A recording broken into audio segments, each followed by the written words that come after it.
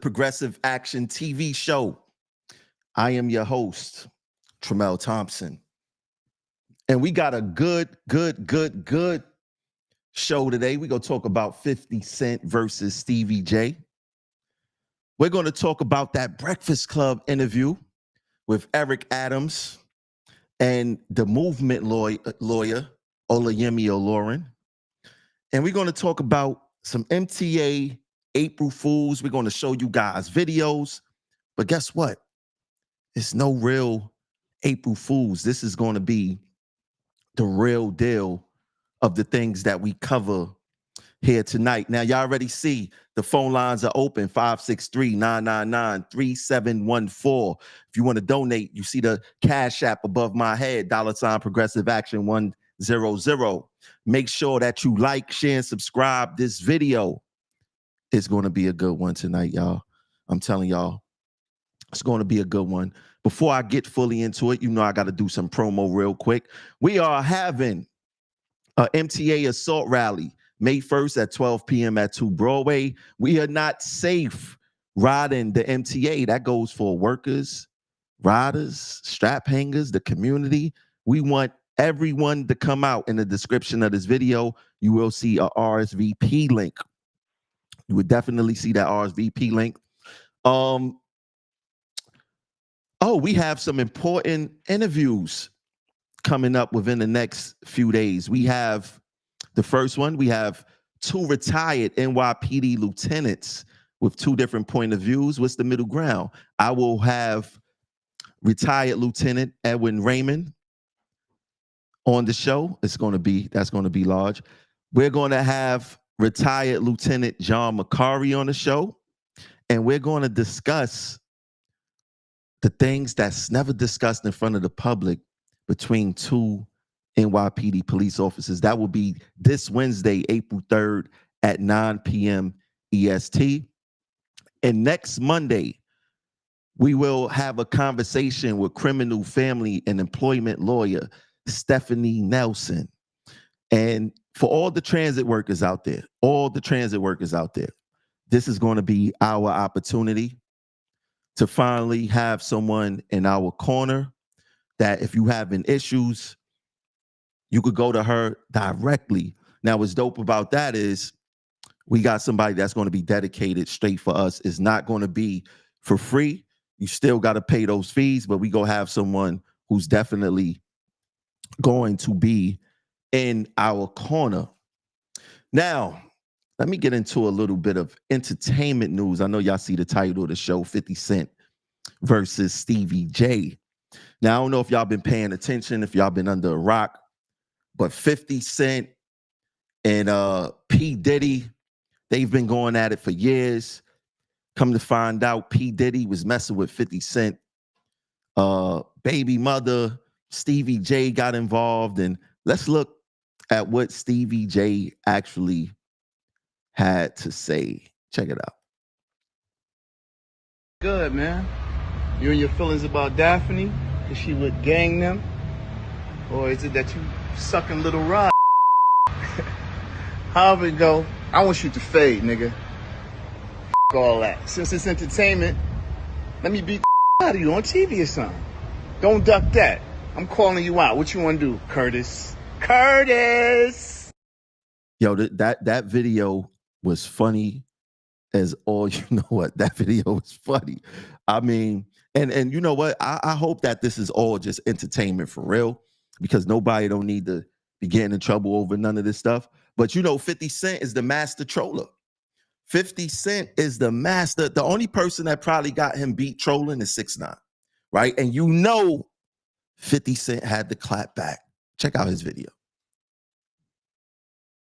Nigga. Since it's entertainment, let me beat the TV or something. Why haven't you? Get up. I'm calling you out. What you want to do, Curtis? Stevie can go to hell. I'm gonna beat your ass. You talking about funny? Lord have mercy. You see grown men in a close to 50s or probably 50 already, getting into the most frivolous stuff. I mean, I I don't get it. But you know, it's all entertainment. It's all entertainment. Let me know what you guys think in the comments regarding that. Now I want to get into some MTA April Fools, but the stuff, let me tell you something about what's going on with the MTA, right? It's not really no April Fools, man. This stuff is really going down in these subways. And I want to just show you how easy it is to pick apart the lies of this transit agency. So let me get that video. Let me get that video together. Check this out. Check this out for real. Y'all really got to check this out. Rich Davey coming to you from my home station, Hudson Yards in the 7. You know, in March, we celebrate Transit Worker Appreciation Day. Today, I'm out throughout the system thanking not quite the 47,000 men and women that work for us, but I hope to say thank you personally to as many of our employees as we can. You know, we proudly and safely move this city 24 hours a day, 7 days a week, regardless of the circumstances, the weather, the holiday. And today's a day for management, but more importantly, our customers, to hopefully spend a moment and to say thank you and appreciate all that you do. As I often say, the work that you do goes both unsung and unheralded. Today is to bring that to the forefront. Second thing I want to talk about is safety. Obviously, while crime is actually down, we have seen a couple of high-profile incidents in our system over the last couple of weeks. We've been working very closely with NYPD to bring more resources to bear. We have over 1,000 new officers in our system. The governor has deployed the National Guard and the state police to help to be eyes and ears while those cops are doing bag checks. We are accelerating our camera deployment throughout the system and working with the district attorneys to ensure that recidivists in particular, those who are causing the disproportionate number of incidents and crime in our system, are swiftly dealt with justice. So we're bringing all of our tools to bear to ensure that our customers and our employees are safe.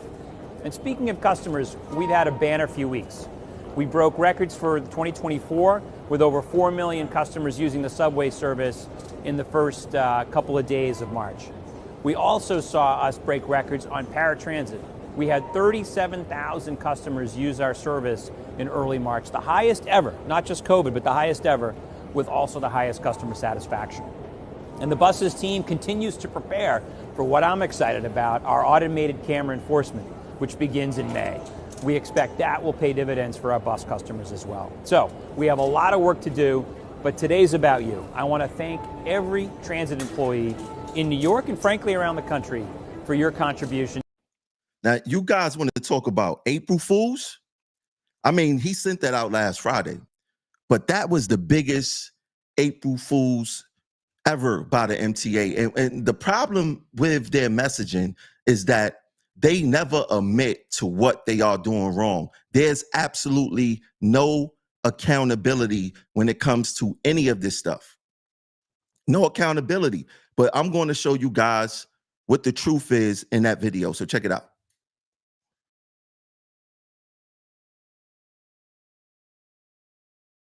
We've been working very closely with NYPD to bring more resources to bear. We have over 1,000 new officers in our system.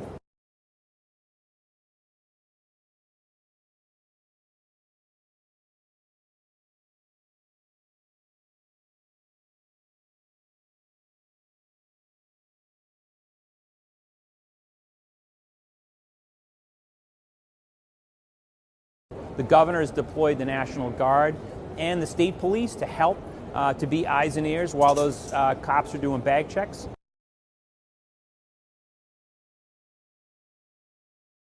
State police and National Guard troops. State police and National Guard troops.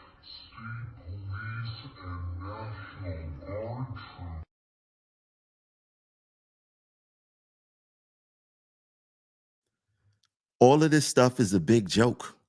Everything is a big joke. There's absolutely no accountability in any of these agencies. We see it in the MTA. We see it in NYPD. We see it in almost every agency in New York City.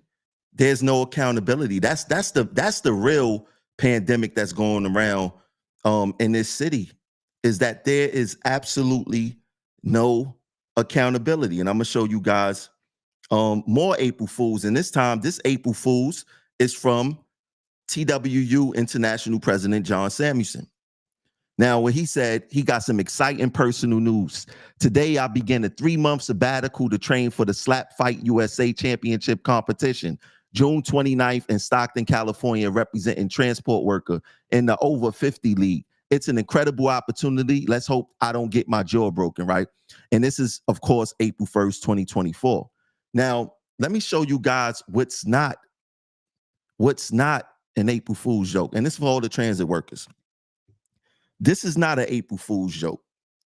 What your union reps make and the output of work that they actually put in. If you look at the green, that's their gross base salary as far as being a union rep.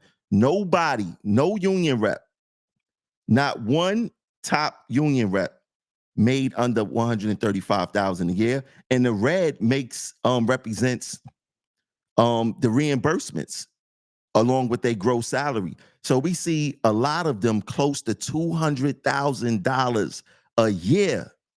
$200,000 a year. This is not an April Fool's joke, people. This is not an April Fool's joke. And let me explain something, right? What in the world do they need a $40,000 reimbursement for? What are they spending throughout the year to have a $40,000 reimbursement? Right? And some of them know the game. There needs to be a forensic accountant on the union books to let us know exactly what's going on, because this makes absolutely no sense whatsoever. Absolutely no sense whatsoever. While I got y'all attention, what I need y'all to do, if you're watching on YouTube, please make sure to hit that subscribe button. Look, I got some videos that I guarantee that y'all want to see going towards the end of the show. Some real videos of what's really happening with the crime in the New York City transit system.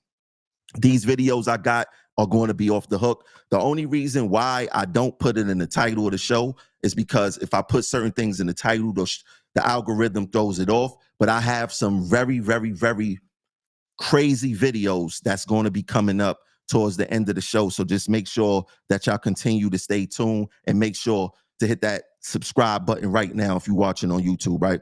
Now, I played this video the other day about the explanation of the new scanners that's coming in the subways, right? I'm gonna play a little bit of the video and I'm gonna give y'all some updated details on those scanners. So check it out.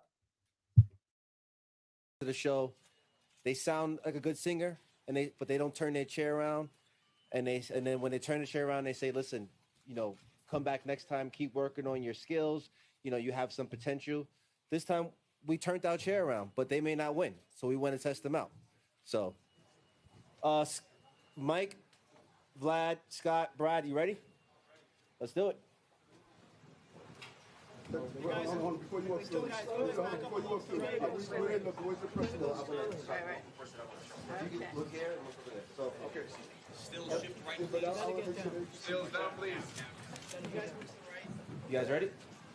So ready? Okay.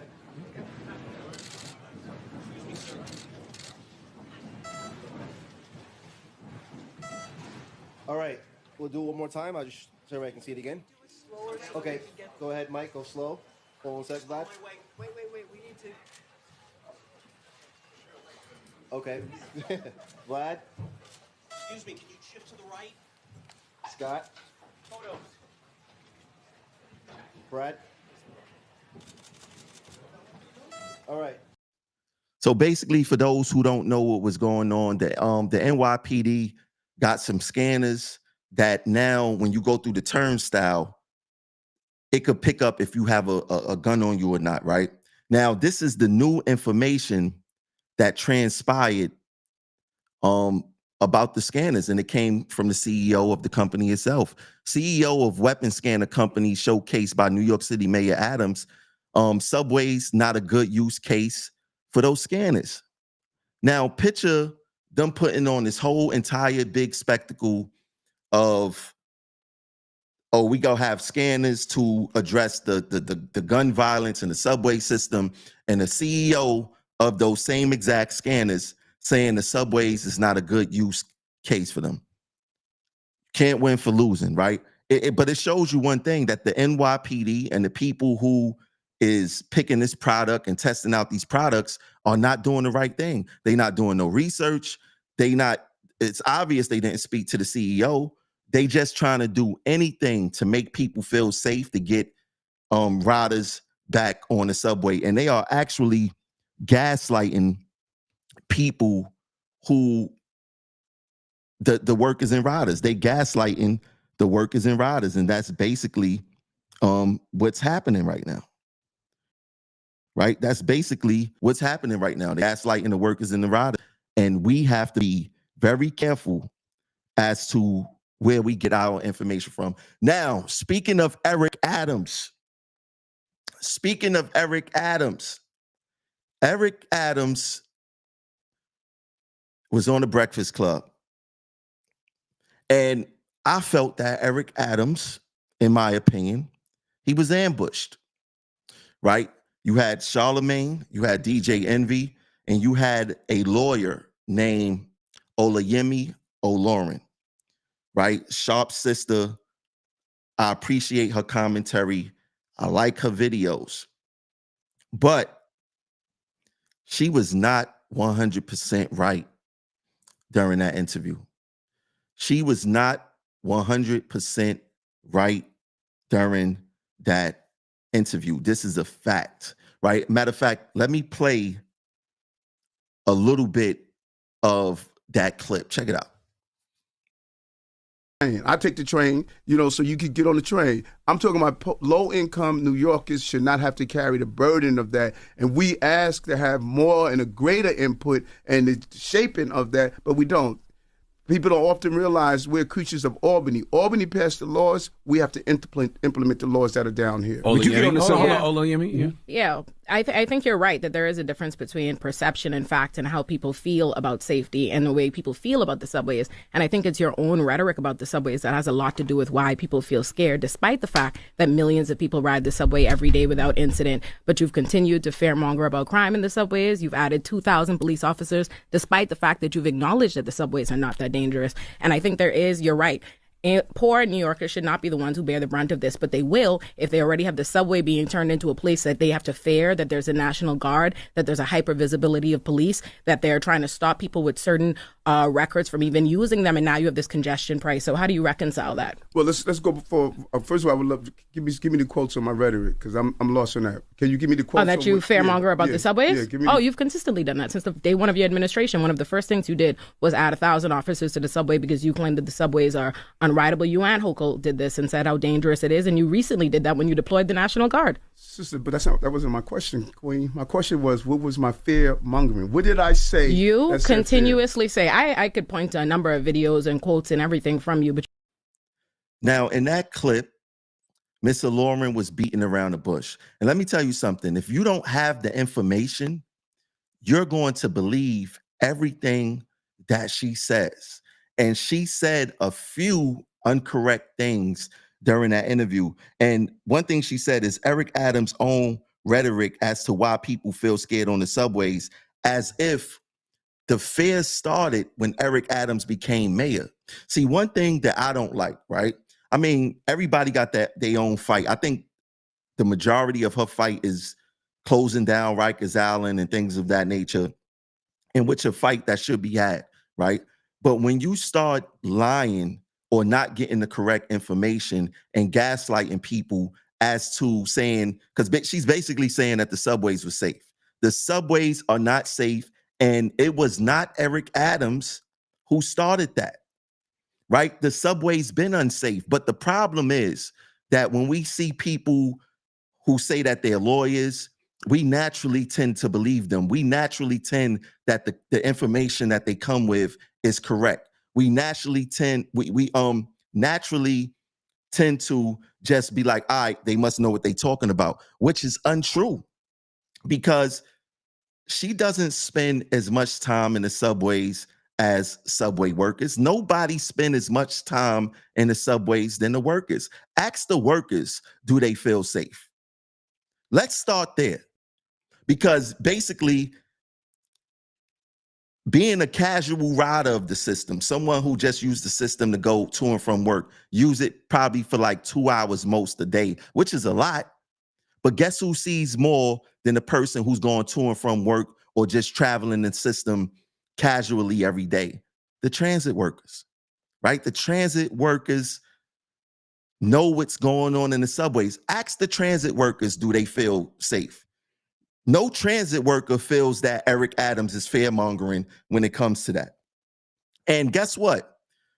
I don't know anyone that will be upset for seeing more police in the subways. Now, my position is that police officers are not properly deployed in the subway system. That has been my thing for a very long time, close to 10 years. I've been saying that, right? But there's not one person who will feel unsafe with more police in the subways. That's crazy for her to say that, right? Now, another thing that I disagree with her with is that her facts, a few of her facts were actually wrong.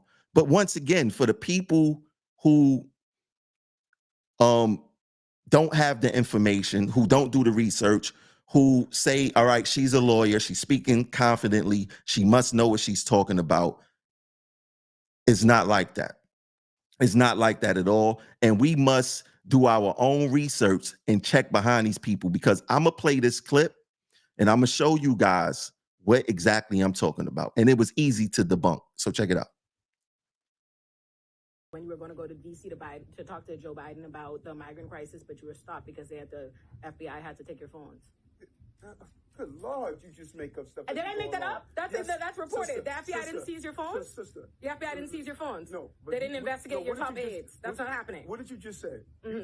I said, I remember the tour that you went on when you were going to the border, when you were and when did I come back? I came back because somebody had to take my phone? Because it stopped. I said, I remember on the day of, I remember it because it was reported. You got amnesia. Oh, me and the news.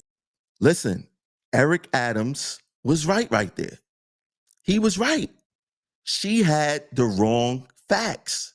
But once again, when we say we're a lawyer, people tend to believe that. And I'm going to show you. Eric Adams said, good Lord, you just making stuff up. And guess what? She's right. She said that Eric Adams had to come back to New York. Once he went to D.C., he had to come back to New York because the FBI was taking his phone or something crazy like that, right? But this is the truth. This is the truth. Eric Adams was going to D.C. on November 11th, 2023. You see it at the bottom of the screen. That was him heading to D.C. to go talk with the feds and Joe Biden about what was going on in the migrant crisis. I believe either later that night or early that morning, Eric Adams' top fundraiser home was raided. If you look at that date, that's Friday, November 3rd, the day after the news reported on it. Right now, she said that Eric Adams came back because they took his phones. That's untrue. The FBI did not take Eric Adams' phones until, what's the date on here? November 10th, 2023. A week later, FBI seizes New York City Mayor Eric Adams' phones as part of a federal investigation into fundraising. I want to play that clip again after I done laid out the evidence for you guys. But listen to her. She don't have her facts right. When you were going to go to D.C. to talk to Joe Biden about the migrant crisis, but you were stopped because the FBI had to take your phones. Good Lord, you just make up stuff. Did I make that up? That's reported. The FBI didn't seize your phones? Sister. The FBI didn't seize your phones? No. They didn't investigate your top aides. That's not happening. What did you just say? I said, I remember the tour that you went on when you were going to the border, when you were going to D.C. to talk to I came back because somebody had to take my phone? Because it stopped. I said, I remember on the day of, I remember it because it was reported. You got amnesia. Oh, me and the news. That was, let me get this off the screen. That was so easy to debunk that he couldn't go to DC because the FBI took his phone. That was 100% untrue. And what I would say is that she was not wrong on some of her points. Well, I didn't do the research to check it out, But the things talking about transit and why his phone was taken was definitely wrong. It was definitely off. And anything involving transit, y'all know I'm gonna speak to it. But the Breakfast Club definitely ambushed Eric Adams with that lawyer. For those who don't know, she does not like Eric Adams. She has said it video after video after video that she don't like Eric Adams. Like I said, I think that she's smart. I think that she has a great thing going over there. But when you're a lawyer and you can't get the simple facts correct, that raises a lot of red flags for me. And if you want the information about what's happening in the subway, she could have tapped in. She could have said, you're very familiar with what's going on down there. Do y'all feel fair or anything like that? But that wasn't done. But it's all good because a lot of people, which y'all going to learn, people are into likes, clicks, and views. A lot of people don't want the facts. They do not want the facts. They are into likes, clicks, and views. That's it. That is it. Enough of that real quick. You see how easy that was to debunk? See how easy that was to debunk? I mean, that was crazy. But look, even if Eric Adams was ambushed, he still got to be prepared, bro. But he was thrown, like he said, good Lord, you just making stuff up. And now I just want to be clear on this. I am not, I'm very critical of Eric Adams. Me and Eric, we go back and forth about certain things in text. I have not spoken to him since the feds took his phones. I'll tell you that much. But me and Eric Adams, we don't see eye to eye on the things that matter to me. So I don't want y'all to think, he's caping for Eric Adams. You can ask Eric Adams yourself the battles that him and I have in text message and how I criticized him on social media during the whole pandemic and things of that nature. So we can forget about that. I was being fair. I don't cape for Eric Adams, but right and right, wrong is wrong. Facts are facts. You're not entitled to your own facts. That's how that works. So while I got y'all attention right now, just know the phone lines are open, 563-999-3714. You could donate to the camp. You could donate to the channel via Cash App, $ Progressive Action 100.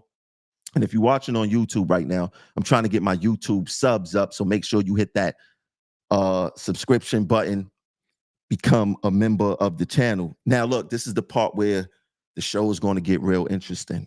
It's going to get real interesting. I'm about to show y'all some crazy videos, and it's going to get worse, and worse. Coming up probably like in the next 10, 15 minutes. So y'all definitely want to hold on. More transit news. And like I said, it's April Fools, but this is not no April Fool joke. The situations in these subways are real, right? So there's chilling video shows stalker following woman off Brooklyn train, chasing her down the street.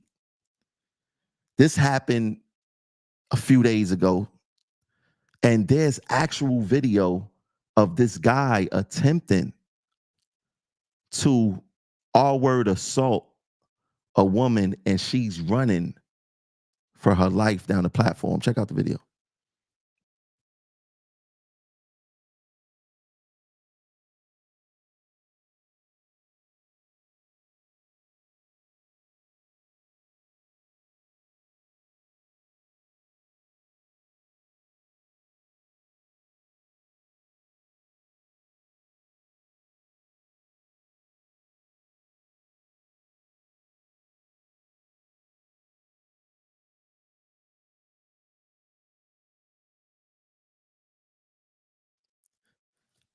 Now, this woman was waiting for a Queens-bound J train at Cypress Avenue around 6:30 in the morning.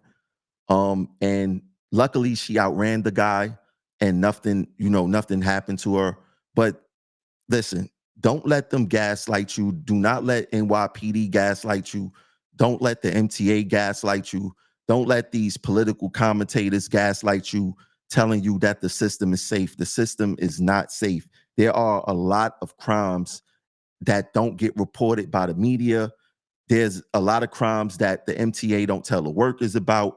Everything is swept up under the rug. The NYPD don't tell us about, and people is out here giving false narratives on how safe they think the subway is. They don't work here. If you don't work here, you cannot tell us How, especially if you telling us the subways are safe and you don't work here, you're out of your mind. It's the bottom line is that. Another story is this. We see this all too often. Someone pushed onto the subway tracks.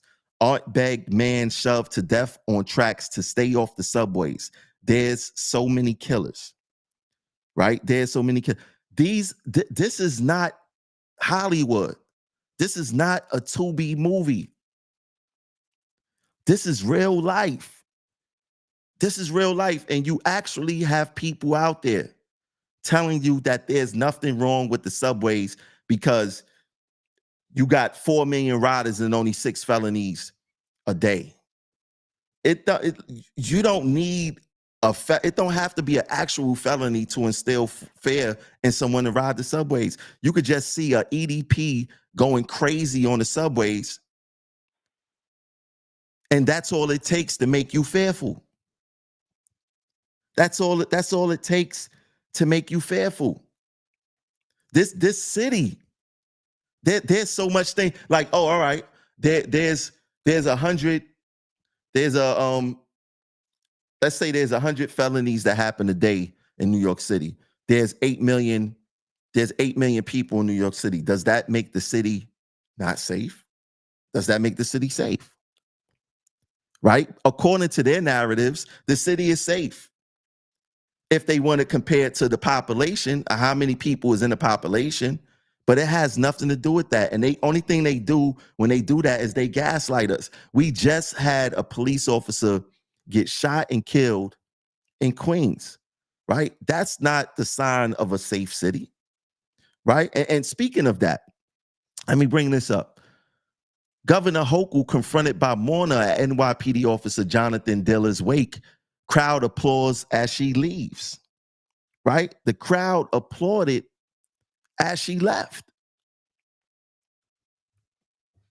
Now, a lot of people is mad at Kathy Hochul because she was instrumental at creating the bail reform, right? Now, should there be bail reform? Absolutely. But the way that is currently constructed, it needs to be tweaked. It needs to be tweaked big time, right? There's no way possible that they think that the bail reform, the way that it is now, it should stand. It should stand. There's no way possible that they could think that. There's no way possible that they could think that. Now, speaking of the subways, I want to show y'all something because at first it was reported that this person was dead and they was dragged off the train. I'm going to show you guys that video. Let me see if I can find it real quick. Yeah, he was dragged off the train. And but it don't get no more New Yorker than this. It don't get no more New York than this. Check it out.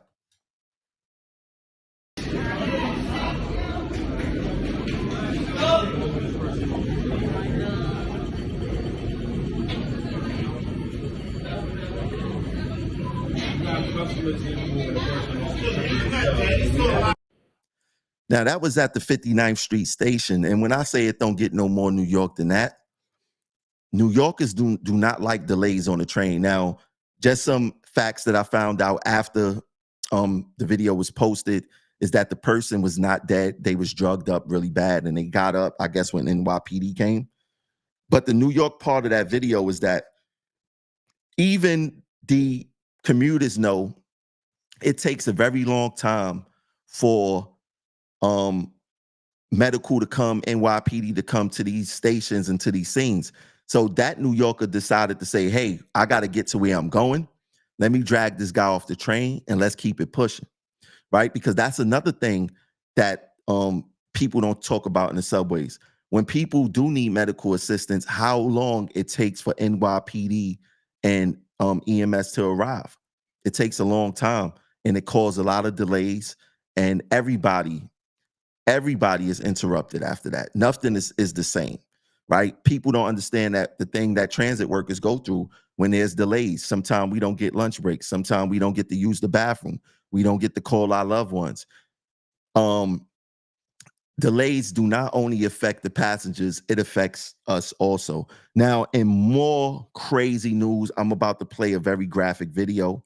of a stabbing in the subway. These are the things that's not being reported by the mainstream media. These are things that's not being reported by NYPD. They love to take a picture when they catch a gun, but they never take a picture of crime scenes to show people really how unsafe the subways are. So let's check out this video.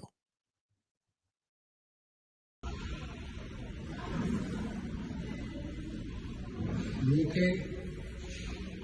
Yeah. Only because last 2 weeks ago somebody got shot.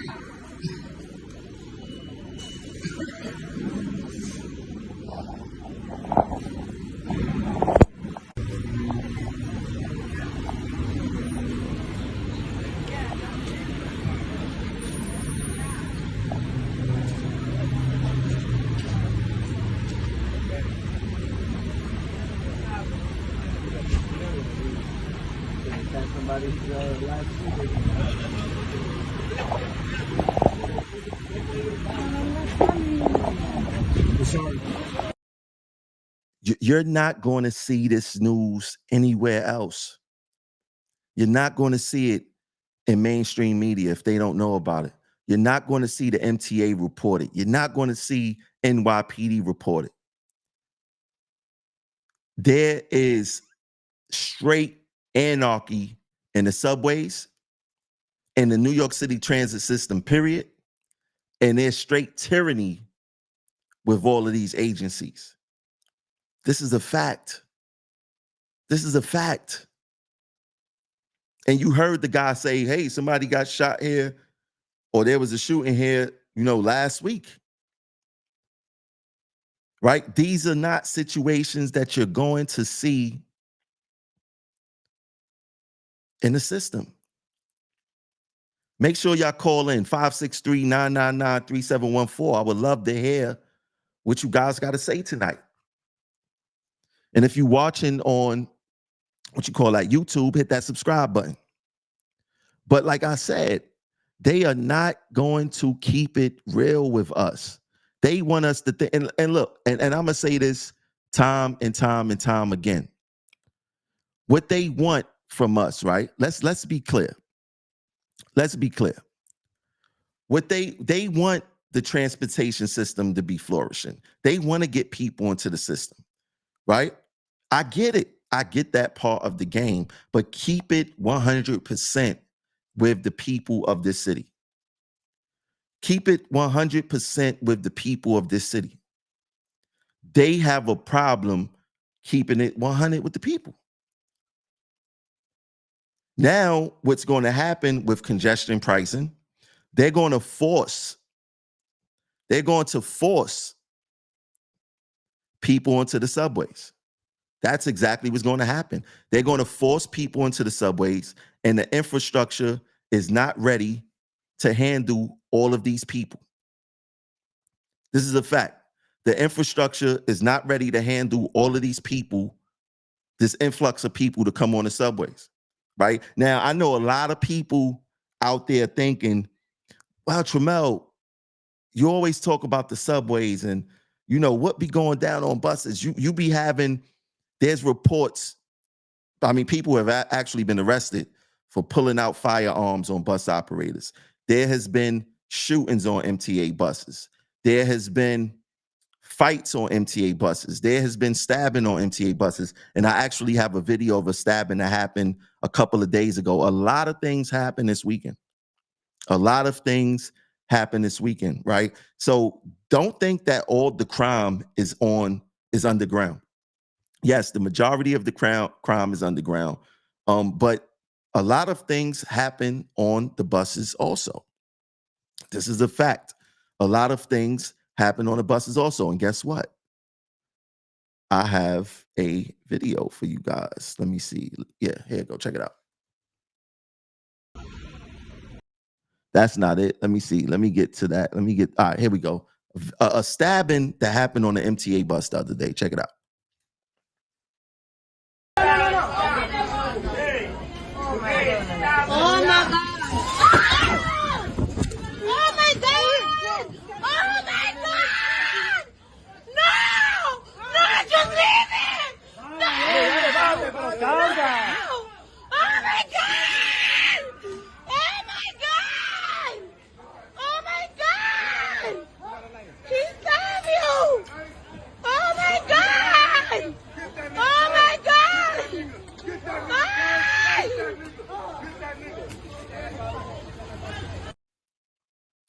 I mean, y'all tell me, does this look like some place that's safe? How can they continuously claim that this system is safe and every week there's new videos of some type of violence that could lead to death or has led to death? Somebody explain that.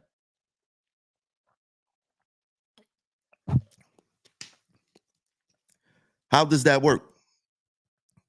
How does that work? Can you hear, and I'm going to play the video again. Can you hear the fear in that woman's voice as she's watching this go down? You think that after she has witnessed that she's going to feel safe in the system, especially when she don't see a police officer? Do you think that bus operator don't have that in the back of his mind? And would y'all want bus operators who have that, who have witnessed stuff like this to be forced to drive you in the future? Because the MTA, they not going to allow you to take no days off. They not going to allow you to take no days off. If you take a day off, they ain't trying to pay you. They deny your workers' comp all the time for situations like this. This system is so corrupt. It's insane. I mean, let's play the video again. Listen to her cries. Oh my God.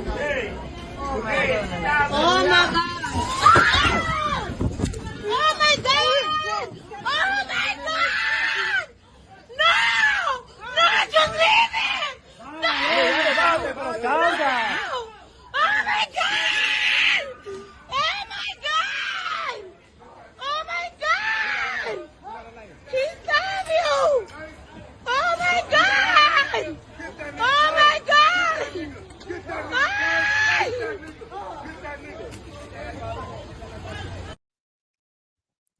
That's insane. That's 100% insane. There's no way possible that the people of New York City can continue to be gaslit about this city being safe or this system being safe, right? And like, no disrespect to anybody who casually ride the system, but transit workers know best. We know best. We know best. Nobody could tell us anything different. Let me get to the first caller.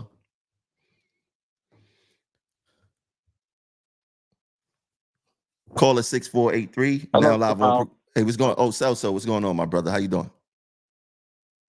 How you doing? Bus operator Celso Garcia. Well, it's rough out there. I could tell you that much. Giving my personal opinion, is rough out there. I never seen things getting down like that on buses and on trains. Not even in the 80s, growing up. Never saw anything happening like that. And when they say the cameras keep us safe, man, there's no police out there. There's no sense of security, no sense of safety. This is everyone's worst nightmare to witness this and have to see this type of behavior and this type of out of control things happening across the city. And then every time I see videos like this, it flashes through my brain, my children, my wife, everyone in my family, my elderly parents, my brothers, and also my union brothers and sisters being out there in the line of fire and not being protected. That's my main thing, that everyone can say we're safe, but they're not out there with us. I saw Shakira on the 7 train. The New York Mets took the 7 train. I guess there were publicity stunts, but they had heavy security with them, along with the CEO Lieber and everyone else that rides the trains And even, I don't like to come at the union because I want to give them a chance to fix and correct themselves, but they haven't fixed and corrected themselves to be out there and be in the forefront. What happened to all the press conferences for all these other assaults? Right now, they're just going along and hoping that things just clear up and no one hears about it. These are a lot of incidents that people don't call in, people don't report. But as transit employees, we're right in the middle and center of this, and they don't want us to speak about it, to even post videos about it. But it's out there. Everyone has a smartphone now. These videos are out there. And for them to not want us to speak about it and to try to silence the workers is the saddest thing, because we're public servants. We serve the public. And the last thing we expect is that when we sign up for the job was that we're going to witness violence or be victims of violence or have trauma to take home. And I hope this changes and they take this seriously and make sure that transit workers are paid, when they witness this and allowed to heal and then allow themselves to not have to encounter this. If the trains, we don't see anyone out there, the buses, you don't see anyone out here either. That's the problem. Where's our safety? Where's our security? Where's our assurance that we should feel safe? That's my question. I appreciate it. You made a valid point. Thanks for calling in. Thank you. Have a good day and have a good night. And thank you for doing the show. And I hope more people call in and express their point of views. Just imagine your family being there in the middle of that, how it would change their lives, even one situation. So they say, it's only 9 felonies. What about the ones that happen on the buses? They keep track of all the incidents on the buses. It's across different precincts. So you could say, only 10 happen on this precinct, 10 happen at that precinct. Do they have a central place where they keep all the data? Or it's just like something that they don't even keep track of? That's my question. Where do they keep all this data? Well, have a good night, Jamal. Thank you for your time. Sounds good. Thank you. So he was asking, he said something very valid, right? For some reason, the NYPD and the MTA think that cameras are going to stop people from committing crimes. I tell you guys this all the time. There's a bank in every there's a camera in every bank in America. Banks still get robbed, right? The cameras are not doing anything. In fact, the people who are filming these incidents are getting better views of what's happening than the actual cameras that the MTA and NYPD have in the system, right? So the cameras don't keep us safe. What it does is that it helps you after an incident happened. Hopefully you don't get killed. Hopefully you don't get seriously hurt or whatever the case is. That's all these cameras do. These cameras do not do anything else besides that. It's as simple as that. It's as simple as that. And anybody who knows, who works for the MTA don't care about, or I would say their primary use for those cameras is not about crime. It's to trap off MTA workers for disciplinary processes. That's what it's for. If the union was to negotiate with the MTA and say, hey, look, if you cannot use these cameras for no disciplinary practices, the MTA wouldn't want to put up the cameras. But the fact that they want to use these cameras for disciplinary purposes, it becomes that's what it's really there for. Right? Yeah, they try to sell it as, safety, safety, safety. We need to put cameras in the cabs. All the cameras, all the cabs is going to be retrofitted with cameras, and we're going to make sure that, when these crimes, come on, that's BS. There's a camera at every turnstile. If somebody commit a crime inside the inside the train station, right? You could get a photo of the guy leaving the turnstile, whatever the case is. Or if they say, we want to catch them in the act or whatever the case, that's BS. That is all game. Every single last part of it is game, right? And the problem that we have as MTA workers and as strap hangers is that we got these people, right? They tussling for views and likes on the internet, right? They putting out, and they got nice size platforms, and they putting out their narratives, right? And they controlling these narratives because, like, what's her name? Olurin. Oh, Eric Adams, you gaslit.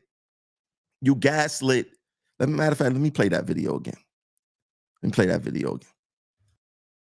I take the train, so you could get on the train. I'm talking about low-income New Yorkers should not have to carry the burden of that. And we ask to have more and a greater input and the shaping of that, but we don't.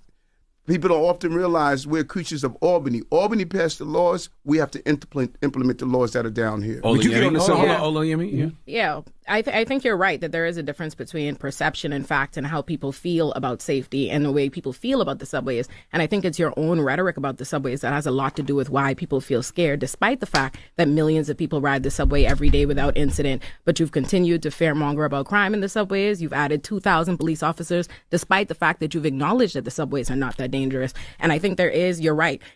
Poor New Yorkers should not be the ones who bear the brunt of this, but they will if they already have the subway being turned into a place that they have to fear, that there's a National Guard, that there's a hyper-visibility of police, that they're trying to stop people with certain records from even using them, and now you have this congestion price. So how do you reconcile that? Well, let's go before. First of all, I would love to give me the quotes on my rhetoric because I'm lost on that. Can you give me the quotes? Oh, that you fearmonger about the subways? Yeah, you've consistently done that since the day one of your administration. One of the first things you did was add 1,000 officers to the subway because you claimed that the subways are unrideable. You and Hochul did this and said how dangerous it is, and you recently did that when you deployed the National Guard. Sister, but that wasn't my question, Queen. My question was, what was my fear mongering? What did I say? You continuously say. I could point to a number of videos and quotes and everything from you, but shout out to Nick T for the super chat. He said they started population control with bail reform. Oh, if you guys send in a super chat, I'm reading your comments live on the show.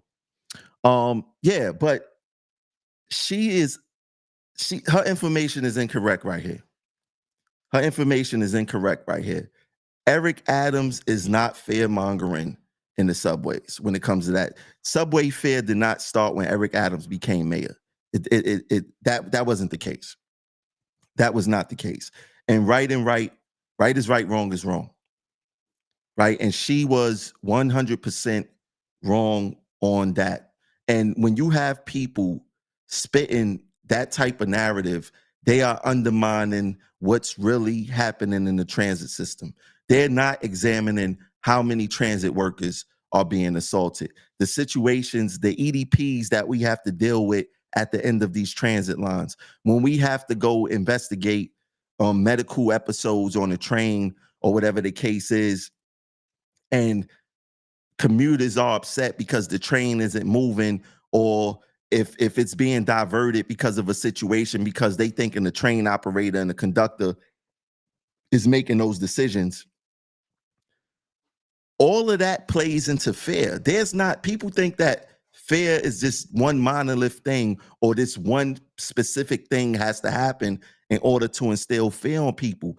You have all types of issues in the subways. You have mental health issues in the subways, right? In which NYPD do, like if there's somebody, a EDP on a train, NYPD will pull them off the train and then throw them on the next train that come behind them. They don't remove them from the system, right? But you have all types of issues in the subways. You have homeless, you have EDP, you have crimes, all types of crimes, right? You have police officers who are not doing their job. Right? There's a whole bunch of issues that's not being addressed in the subway system. And the only people who seem to address it is us at Progressive Action. Because guess what? Our union administration is definitely afraid of the MTA and NYPD. Fact. So who is supposed to talk for us? Who's supposed to advocate for us? Who's supposed to advocate for us? Right? Our own union administration is not talking about how the NYPD is poorly deployed in the system.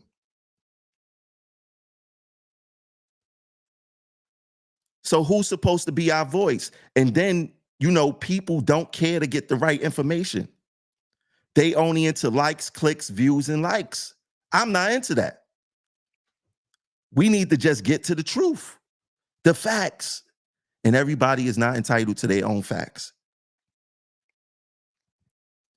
And I'm telling you, the only people who's going to pay the piper for this is the workers and the people who ride the system on a regular basis. That's who's going to pay the piper. NYPD, they could protect themselves. They got batons, they got mace, they got stun guns, they got firearms, they got handcuffs. They could protect themselves. You come into the subways with a knife, you could get arrested for mace and all types of stuff. We are the vulnerable ones, the workers and the riders. The criminals, they got their weapons on them. The police, they got their weapons on them. The union administration, they don't ride the subways. How about that? And guess what? The people who make the rule, matter of fact, everybody who tell us that the subways are safe, don't take the system. When we talking about the NY, especially MTA. And guess what? When they do take the system, they have armed security with them, an armed detail. Jan Oliba, armed detail. Richard Davey, armed detail. If the system is so safe, why do you need an armed detail to ride it? Does that make any sense to you guys? That makes absolutely no sense as to what they're talking about. No sense. But then, for someone like me, like you already know, the MTA, they write me up for doing these shows. They write me up for doing these shows. Literally right now, I am written for dismissal for reporting on these incidents. I got to go down to 2 Broadway on Friday because I'm doing shows like this, informing y'all of what's going on truly in the system. So do they really want you guys to know the truth? Do they really want you guys to know the truth? They don't want y'all to know the truth. They want to keep y'all in the dark. They want y'all to think the subways are heaven. Crime is very low compared to how many riders there are. We're putting the National Guard. We're putting thousands of cops. They want you to feel safe. And another thing, when she was talking about, Eric Adams and I'm talking about Olurin, that Eric Adams and he got the National Guard down there, him and Hoku. Do the research. The only reason the National Guard was in the system, it wasn't because of crime. They tried to make it seem like it was because of the subway crime. The National Guard was in the system because on March 7th, the day the National Guard officially came down to the subways, that's when the embassy in Russia found out that there was a terrorist threat in Moscow. So when there are terrorist threats abroad, the United States and these states have a tendency for guarding specific places in the system. Why do you think you didn't see no National Guards in any of the outer boroughs? The National Guards was only at prominent stations, Grand Central, 34th Street, 42nd Street. That's where the National Guard was.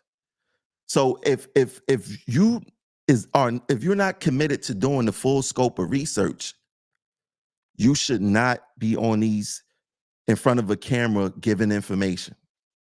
You should not be in front of a camera giving information if you're not going to do the full scope of research when it comes to these things, right? Everybody want to be a shock jock, likes, views, and clicks. That's all they care about.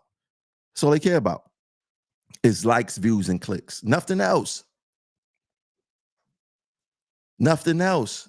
That's why I tell you guys, if you live in New York City or you live in a city with a prominent transportation system, Progressive Action is your go-to TV, specifically in New York City. If you want to know the truth, what's happening in New York City transit, you got to be tapped into this channel. If y'all watching, subscribe to the channel. Subscribe to the channel. Tell a friend to tell a friend, subscribe to the channel. This is the only place that you're going to get the truth. This is the only place that you're going to get the truth. Now, as I stated in the beginning of this show, this Wednesday, we have a very important interview coming up. And this is between two retired NYPD lieutenants, Edwin Raymond and John McCarry. Two different officers, two different viewpoints on the NYPD. What's the middle ground? This is going to be a groundbreaking interview. If y'all know anything about Edwin Raymond, he is an NYPD whistleblower. He told the world that NYPD purposely targets Black and brown communities to get arrests, to make arrests. There's quota systems. He specifically exposed that.